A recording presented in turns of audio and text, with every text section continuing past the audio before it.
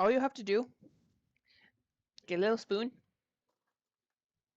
We have our spoon, we have our potato, and we have our cheese that's been sitting in the freezer. So the idea is you want to use as little potato as possible so the balls don't end up super huge. Press your cheese into it, and then just form it around it like Play-Doh, which is actually surprisingly what the consistency of this is. And then you roll it until you have a ball. Then you put it in your pan, and you repeat the process until you filled up the pan. This part's really easy. It just requires patience waiting for your potato to cool.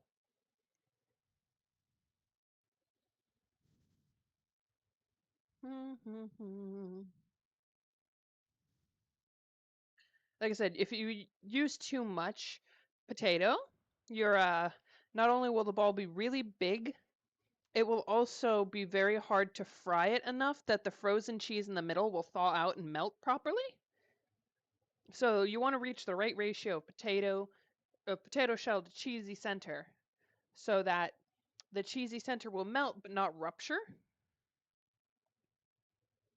Because if it ruptures, then it gets into your oil, and then your oil starts to get acrid and it burns your eyes, and then you got to go wash your face. It's a whole thing.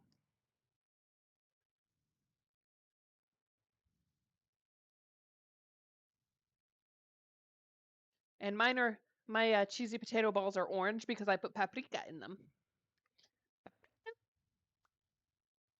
I don't know why I really like that word.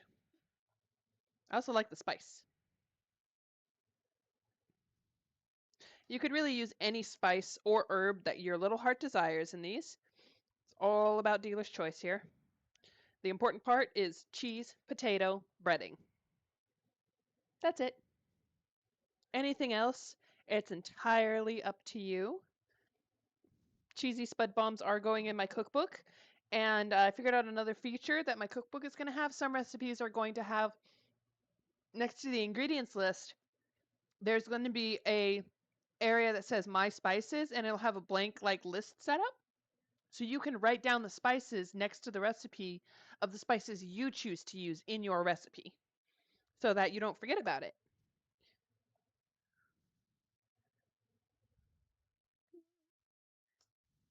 Little bit of personalization going on there.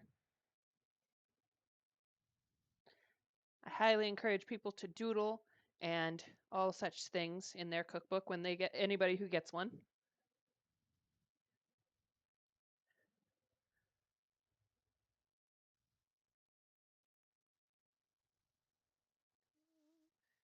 Put the cheese there.